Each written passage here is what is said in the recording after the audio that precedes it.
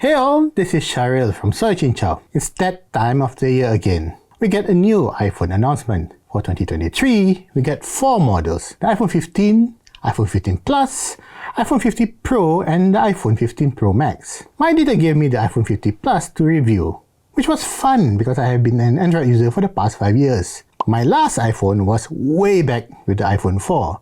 So there is a gap with my iPhone experience. Will an Android user be comfortable with the new iPhone? Let's have a chat.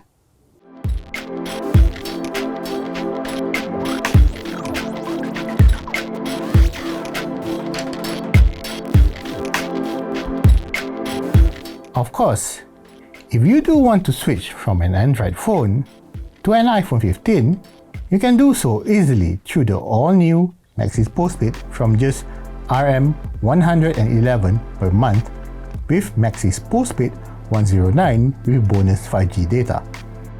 You'll also be in the running to win a 2-day, 1-night stay at Hotel Stripes in Kuala Lumpur, as well as dinner at the Michelin-starred restaurant Dewakan from now until 30th November.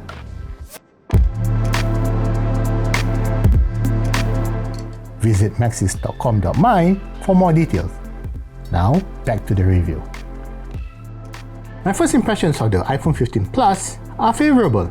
It reminded me of my original iPhone 4 thanks to the angular design. The corners are slightly rounded, thankfully, so the edges are not cutting into my hands. On the front, the large 6.7-inch OLED screen is expensive for any content that you want to check out. The screen is bright. It goes all the way to 1000 nits of peak brightness indoors or up to a boosted level of 2000 outdoors. For me, the color reproduction is great for YouTube videos, and the size means I'm not cramped watching my favorite YouTube videos and the games I play. Speaking of games, let's touch on performance. Inside the iPhone 15 Plus is last year's Apple A16 Bionic chip.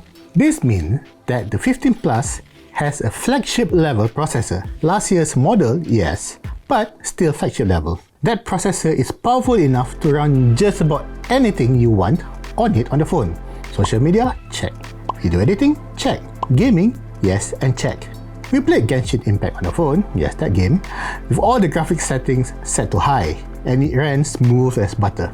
Yes, it was hot, but when you run maximum settings on any phone, it will get hot regardless. The cameras on the iPhone 15 Plus are both a carryover and an upgrade from last year's 14 Plus. Apple has finally brought pixel binning to the regular iPhone line. The main camera sensor has been bumped up from 12 megapixel to 48 megapixel, paired with an f1.6 aperture lens. Despite the similar resolution, it's not the same sensor on the 14 Pro and the 15 Pro. It is slightly smaller, which is why the pixel size is 2 micrometer instead of 2.44 micrometers. One neat trick that Apple is doing this year is combining both the Pixel Bin 12 megapixel image and the full 48 megapixel to create a 24 megapixel photo. This is turned on by default, and the company says this provides the best balance between detail and low noise. As per the iPhone 14 Pro, the new main camera allows you to take a 12 megapixel crop of the center of the photo, giving you what Apple calls a 2x optical zoom. While you're not getting true optical zoom, the digitally cropped image is good enough for most people. Unless you are pixel peeping, the output is enough for social media posting, which is why people use images from smartphone cameras anyway. As before, the second camera is an ultra-wide with a 12 megapixel sensor and an f2.4 aperture lens. The images from the camera are more than adequate for social media use. The images from the main camera should pass muster to be printed to larger sizes, like poster size at the very least. The quality of the images from this main sensor is good. You can also expect more than decent low-light images from both cameras, although the wide angle will be a little bit more grainy because of the 12 megapixel sensor. Otherwise, expect the main camera to deliver a good camera experience thanks to the 48 megapixel sensor.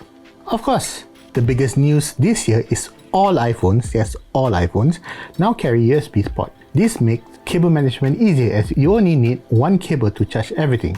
Your phone, your laptop, or your accessories. What is nice about this particular USB port is that it is a full service port. So you can plug in peripherals like external drives or plug it straight into an external monitor to mirror your phone. I enjoy some gaming time with this mode. It is much enjoyable to see Tevjat on a bigger screen. You can even plug in a dongle so you can connect to your monitor, a keyboard, and a mouse to make a pseudo desktop mode with your iPhone 15. Unfortunately, you are still limited to USB 2 transfer speed of about 480 Mbps on the 15 Plus. So if you need faster transfer speed, you need to get the 15 Pros. Using the phone, I experienced some good battery life with a single charge. I was never greeted with a low battery warning in the middle of the day during the time I was using the phone. In fact, I can actually end the day at around 10 PM with about 20% battery left after starting the day with a full bar at 8 AM. Pretty impressive battery life right there. I do have minor gripes with the phone, but this is purely coming from an Android user. For one, I find Face ID to be a bit more cumbersome than a fingerprint scanner. I have faced so many instances where it takes a few extra seconds to just unlock the phone. Of course, this just may be me not used to Face ID, but I prefer unlocking by tapping on a fingerprint scanner. I also find that the iOS file system, or the lack of it, is a barrier for those who are accustomed to the full access that Android gives you when you plug the phone into a PC. I just want to take out my screenshots without needing to go through hoops. My last concern is with the glass back. The way that Apple has designed it is that it should be easier to replace since you do not need to disassemble the entire phone to get to the back. However, the back itself is made from normal glass, not the ceramic shield found on the front, so it's more susceptible to breakage in the first place. For RM4899, the iPhone 15 Plus gives you an almost Pro Max performance and physical size without the Pro Max price tag. The standard iPhone can be a great entry for most users looking to enter the Apple ecosystem and most likely be the standard benchmark for all other smartphones in the market moving forward. Can recommend. What do you think about the iPhone 15 Plus? Looks good? Interested on getting one? Don't forget to read our full review at soyjinchao.com. And also make sure you follow us on the socials, Facebook, X, Instagram, TikTok, for more information and up-to-date news on tech, lifestyle and more. This is Sharil, thank you for watching the video, and until the next one.